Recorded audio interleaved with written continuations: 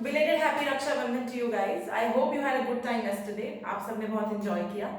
आज let's come back to what we were doing. We are right now doing chapter number 6, which is liberalization, privatization, globalization policy. और अभी हमारा topic चल रहा है liberalization का. आज मैं liberalization के पहले 2 reforms हम लोग कर चुके हैं पिछली वीडियोस में, और आज वाली वीडियो में हम अगले 2 रिफॉर्म्स के बारे में बात करेंगे. Alright, welcome everyone. आप लोग देख रहे हैं Eco World digital classes and right now we are doing Indian economy series for standard 12. चलो जी, तो शुरुआत करते हैं. Let's quickly connect the dots so that आपको याद आ जाए. तो पिछले 2 वीडियोस में we had discussed what is liberalisation, और अगर बेसिक शब्दों में कहा जाए तो liberalisation is basically freeing up, free करना, लाइसेंसिंग, डीरेगुलेट करना, थोड़ी ज्यादा आसानी से परमिशंस मिलना, इन सब झंझटों से जब देश को आजाद किया गया, when it was deregulated, delicensing, then that came to be known as liberalisation. और लिबरलाइजेशन सिर्फ एक जगह नहीं हुई, 4 मोटे सेक्टर्स में हुई. So the first sector was industrial sector, जिसके रिफॉर्म्स हम पहली वीडियो में बहुत डिटेल में कर चुके हैं. Then we did financial reforms, जहां पे स्टॉक मार्केट्स और बैंकिंग के रिफॉर्म्स, आरबीआई स्पेसिफिकली उसके रिफॉर्म्स को लाया गया. Today let's do first fiscal reforms and then we'll go to rest of the world reforms. Alright, let's begin. Now what are fiscal reforms? Fiscal शब्द का मतलब लेना देना है सरकार की फिस्कल पॉलिसी से, और सरकार की fiscal policy is basically government's revenue and expenditure policy. तो सरकार का एक्सपेंडिचर तो जगह जगह होता है. All your roads, bridges, schools, airports, everything is government's expenditure. Even your defence, law and order, policing is government's expenditure. But when it comes to revenue, revenue क्या है? रेवेन्यू के बहुत सारे सोर्सेज हैं, बट ये कहना गलत नहीं होगा कि सबसे तगड़ा जो सोर्स है, एकमात्र सोर्स है, वो है टैक्सेशन. और टैक्सेशन का हमारे देश में आज भी क्या हाल है तुम लोग जानते हो. What I mean by that is that lot of people don't pay their taxes, because उनको लगता है कि यार हम टैक्स तो दे रहे हैं, हमारा पैसा तो वेस्ट हो रहा है, कहीं लगता ही नहीं है तो हम टैक्स क्यों दें. जबकि ये समझना बहुत जरूरी है मैक्रो इकोनॉमिकली कि टैक्स ही वो चीज है जिसको यूज करके सरकार आपके लिए better facilities, better infrastructure, better all kind of education, health, सब कुछ लेकर आ सकता है. क्योंकि सरकार प्रोडक्शन नहीं करती भी है, मतलब सब कुछ जो सरकार की सरकारी कंपनियां हैं जिनमें प्रोडक्शन होती है, उसका पैसा भी सरकार देश चलाने पे यूज करती है. That's their money. Alright, but हमारे देश में जो फिस्कल रिफॉर्म हुए वो एक्सपेंडिचर पे तो क्या रिफॉर्म होगा, मेजरली टैक्सेशन पे रिफॉर्म हुए, और उसके पीछे भी कुछ कारण रहा. लेट्स डिस्कस दैट कारण फर्स्ट. ओके, फंडा ये था जो आज भी है, दैट टैक्स स्ट्रक्चर इतना कॉम्प्लिकेटेड था 91 से पहले. एक तो टैक्स रेट बहुत ज्यादा हाई थी.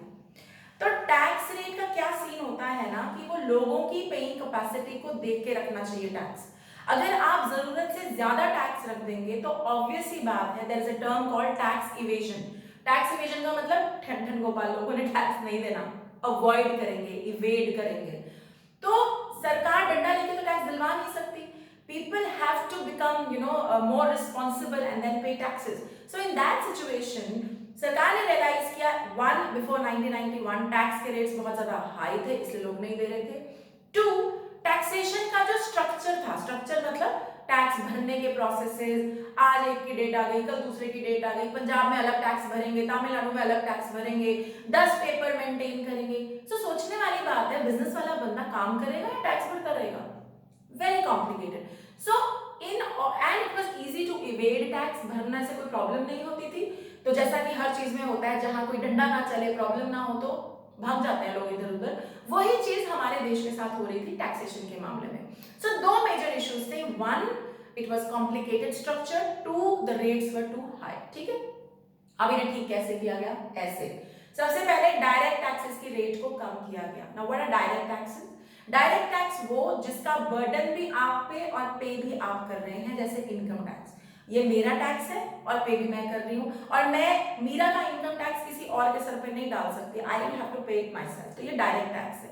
डायरेक्ट टैक्स की रेट इसलिए कम होनी जरूरी है क्योंकि मान लो अगर आज की डेट में 2 लाख की सालाना इनकम पे भी टैक्स हो जाता है, कौन देगा? नहीं देंगे लोग. सो इसीलिए what government needs to do is, direct tax होता है लोगों की कमाई, तो उस पे टैक्स की रेट्स कम होनी चाहिए ताकि ज्यादा से ज्यादा लोग टैक्स भरें. तो इन्होंने यही किया, सबसे पहले डायरेक्ट टैक्सेस कम किए ताकि टैक्स इवेजन ना हो. सेकेंडली, द सेकेंड टैक्स जो कंपनीज पे लगता है, जो उन्हें अपने प्रॉफिट में से डायरेक्टली देना पड़ता है, इज कॉर्पोरेट टैक्स.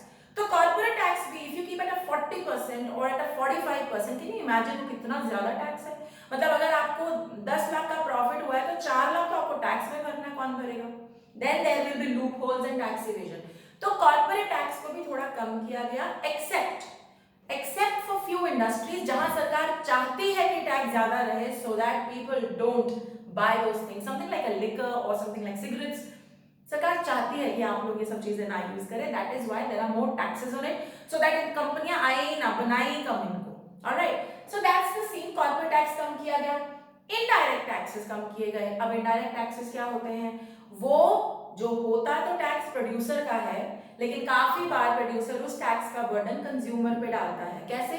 वो अपनी प्राइस में उसको ऐड कर लेता है। मैं प्रोड्यूसर हूं, मैंने 10 रुपए का टैक्स भरना है, अगर मैं कर पाई, अगर मेरा कंज्यूमर ऐसा है जो शिफ्ट नहीं करेगा, go back to microeconomics price elasticity concept, अगर उसकी इलास्टिसिटी हाई नहीं है तो मैं 10 के 10 रुपए अपनी प्राइस में ऐड करके कंज्यूमर से लूंगी। तो इनडायरेक्ट टैक्सेस का जब रेट बढ़ता है तो प्रोड्यूसर को भी नुकसान है और कंज्यूमर को भी नुकसान है, तो इसलिए इनडायरेक्ट टैक्सेस के रेट को भी कम किया गया। और टैक्सेस का रेट, एक तो सारे टैक्सेस के रेट कम करें, दूसरा जो मैंने कहा था मेजर प्रॉब्लम था कि कॉम्प्लेक्स होता था बहुत ज्यादा स्ट्रक्चर, उसको भी ठीक किया, सिंप्लीफाइड टैक्स कर दिया, ये वाला लोगो लगाया, one nation one tax one market, एक देश में एक ही टैक्स होना चाहिए। और इसी कारण से guys GST was introduced, goods and services tax.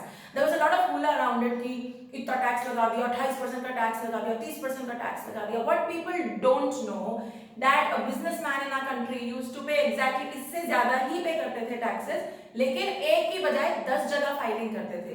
So I can give you a first hand example.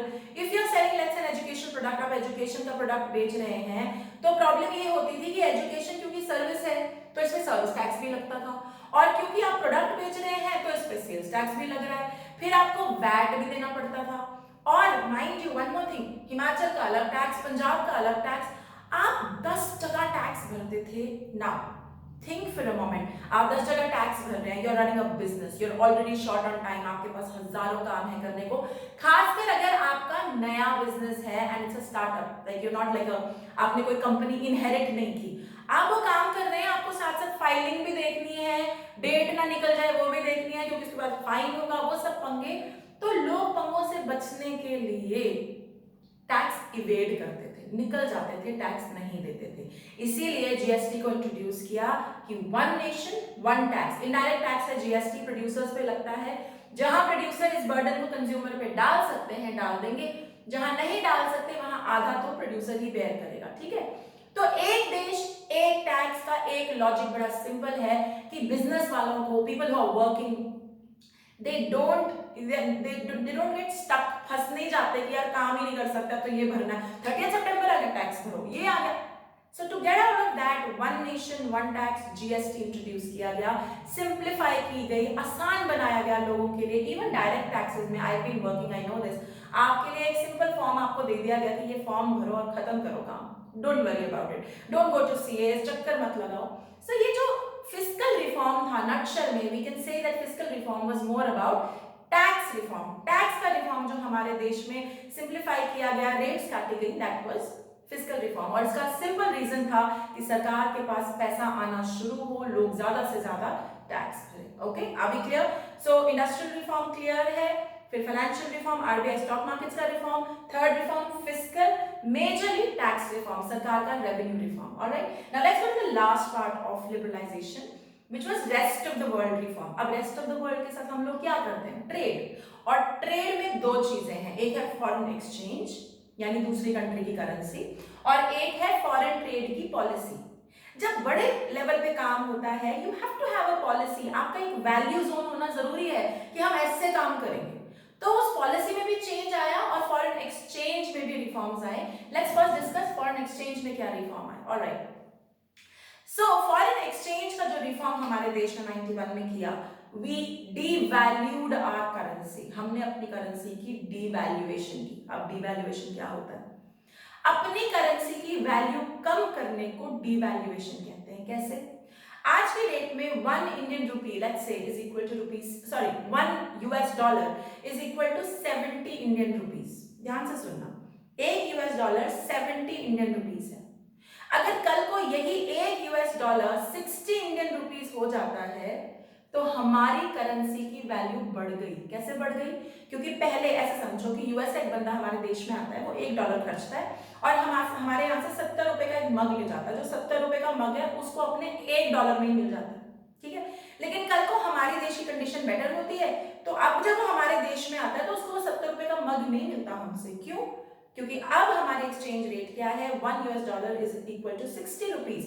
तो ₹1 में उसको वो एक 70 रुपए का मग नहीं मिलना होगा, उसको ज्यादा पैसे खर्चने पड़ेंगे ताकि उसको वो मग मिल सके।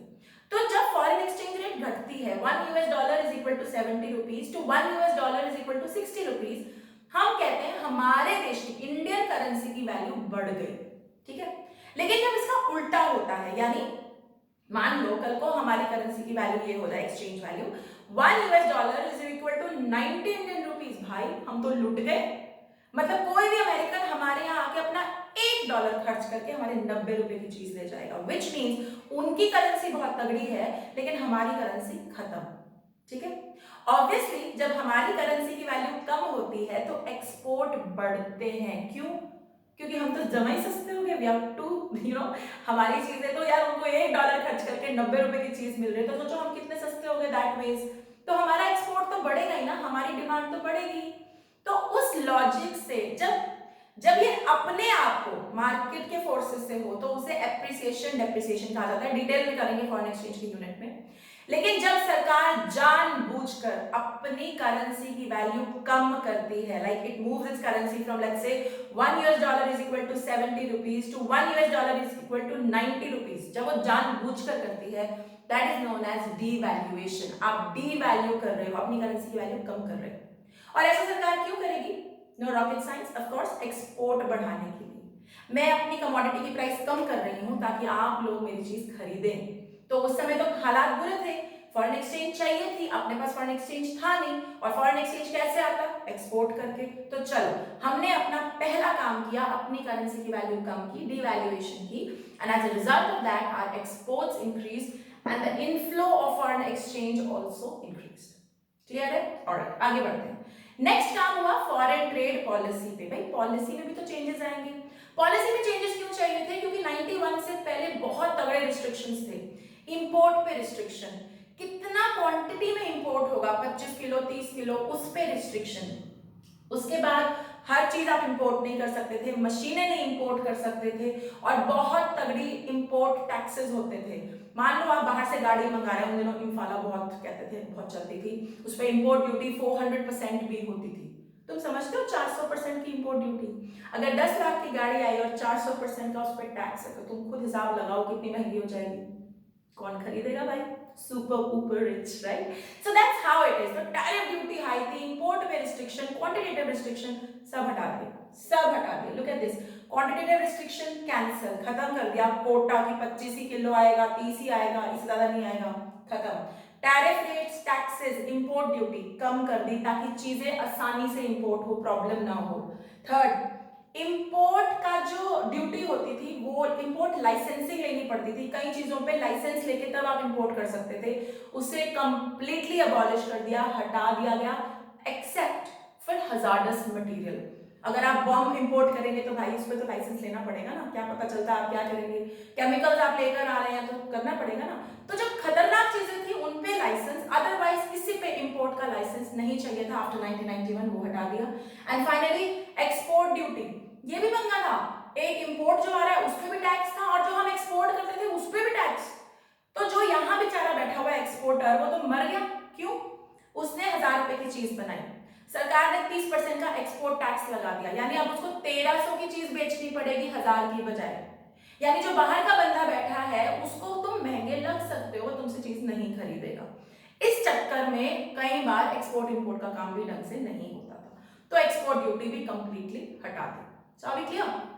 तो रेस्ट ऑफ द वर्ल्ड के जो रिफॉर्म हुए वो 2 लेवल्स पे, वन वाज फॉरेन एक्सचेंज जिसमें हमारी डीवैल्यूएशन हुई ताकि हमारे एक्सपोर्ट्स बढ़े, on the other hand there was foreign trade policy जिसमें क्वांटिटेटिव रिस्ट्रिक्शन हटा दी, इंपोर्ट की ड्यूटी हटा दी, एक्सपोर्ट ड्यूटी हटा दी, इंपोर्ट लाइसेंसिंग हटा दी, एक्सेप्ट फॉर हजार्डस केमिकल।